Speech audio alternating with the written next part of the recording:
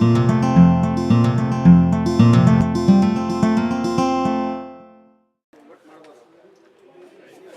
estimated 830 million voters in India's national elections are exercising their right to vote. Their vote is being secured through over 1 million electronic voting machines. It's seen as a way to ensure elections that are fair, efficient, inclusive and environment friendly.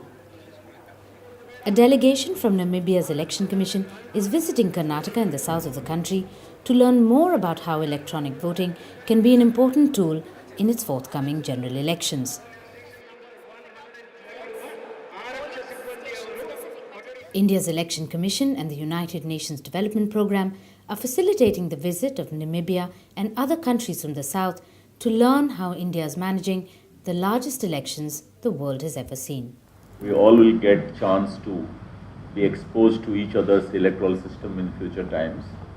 And the thing which has started today, in fact it has started before, because your friends from your country your colleagues have come and seen our electronic voting machine and you have procured it, so we have a connection there. So we look forward, we see it as a continuing process.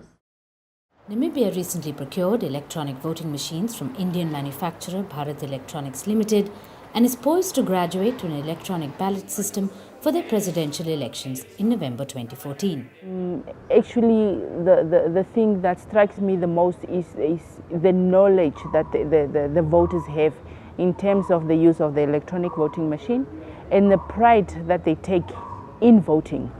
It seems like every Indian eligible voter is so proud to go out and cast his vote. The people are trained, they know how to use the electronic voting machine, and I personally asked the people that we met if they have ever experienced any technical problems when it comes to the electronic voting machines. And with confidence, everybody said no, they haven't seen. The only thing maybe that could happen is the battery running low. For me, that is amazing.